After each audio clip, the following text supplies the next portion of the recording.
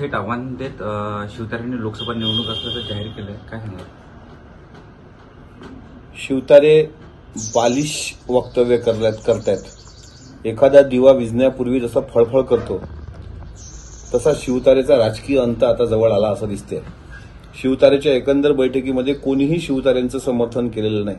तिथले 5-10% पोरं जर सोडली तर त्याला काय कोणी किंमत दिलेली नाही। आणि ज्या पद्धतीनं ज्या आवेशानं शिवतारे बोललेत की मी रावणाचा वध करतोय, अजित पवार हे विंचवासारखे आहेत, ते अनेकांना डसलेत आणि पिंडीवर विंचू आला तर शंकराला पण चप्पल मारली पाहिजे वगैरे वगैरे। आता तुकाराम महाराजचा शिवतारेवर अभंग आहे, विंचवाची नांगी तैसा दुर्जन सर्वांगी।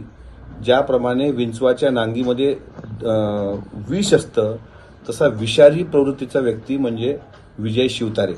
शिवतारे ज्या पुरंदरच्या धरतीचा इतिहास सांगतात ते शिवतारेंना सांगायचं आहे की तुमच्या भागातले मतदार हे मुरारबाजीच्या भूमिकेत आहेत आणि तुम्ही जे जन्माला आलात ते दिलेर खान म्हणून जन्माला आलात। त्यामुळे दिलेर खानाला कसं मातीत घालायचं, वेळ प्रसंग पडला तर आपलं बलिदान सुद्धा द्यायचं काम पडलं तरी मात्र स्वराज्य वाचवायचं। हा जर पुरंदरचा इतिहास असेल, जी पवित्र भूमी संत सोपानदेवाच्या पदस्पर्शानं पुनीत झालेली आहे, जी छत्रपती संभाजी महाराजांच्या जन्मानं पुनीत झालेली आहे, त्या भूमीमध्ये असा विषारी विंचू जन्माला येणं ह्या त्या भूमीचं दुर्दैव आहे। आणि शिवतारेची गुंड प्रवृत्ती काय, तर शिवतारेची टुकार जी गुंड प्रवृत्तीची पोरं आहेत ती नंतर खालच्या पातळीवर ज्या पद्धतीने ट्रोलिंग करण्यापासून धमक्या देण्यापासून करतात त्या पातळीवरची गुंड प्रवृत्ती ही राष्ट्रवादी काँग्रेस पक्षामध्ये नाही। मी नक्कीच तुमच्या चॅनलच्या माध्यमातून हे सांगतो, याला कोणीतरी मोठ्या व्यक्तीचा वरदहस्त असल्याशिवाय हा बोलू शकत नाही। कदाचित ती व्यक्ती सत्तेतली असू शकते, कदाचित ती व्यक्ती सत्तेच्या बाहेरची पण असू शकते। त्यामुळे शिवतारेची जबान ही एवढीच आहे, पण शिवतारे इतके का फळफळ करतायत, शिवतारेची एवढी अवकातच होऊ शकत नाही अजितदादांवर बोलायची।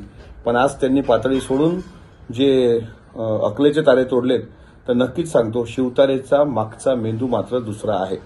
तो कोण आहे काय आहे याचा पता घ्यावा लागेल आणि थोड्या पैशाकरता आपण आपली बार्गेनिंग पॉवर वापरायची, ती ताणायची आणि मग काहीतरी कोण्या पक्षाकडून 5-50 लाख रुपये घेऊन आपलं थोबाड शांत ठेवायचं, याकरताच ते शिवतारेची धडपड आहे।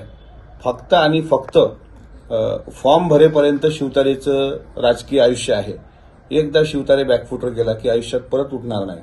मी याच्याकरता राजकीय संस्कार सोपस्कार बाजूला ठेवून बोलतोय, कारण आमच्या दैवतावर अजितदादांवर ज्या पद्धतीने तो खालच्या पातळीवर बोललाय, किती मोठा आहे किती वयाचा आहे हे आम्ही पाहणार नाही। तू दादांवर बोललायस, तू आमच्यासाठी कवडीच्या किमतीचा पण माणूस नाहीस। त्याच्यामुळे दिवा फळफळाच्या आत जसा म्हणजे विझण्याच्या आत फळफळतो तशी शिवतारेची ही शेवटची फळफळ आहे। त्यांनी लोकसभेत उभं राहूनच दाखवावं, त्याला त्याची अवकात पुरंदरच्या मातीत येऊन आम्ही दाखवल्याशिवाय राहणार नाही।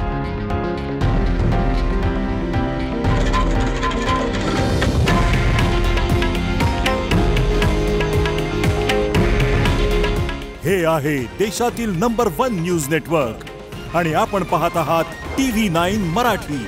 काळजी तुमची, हित महाराष्ट्राचं।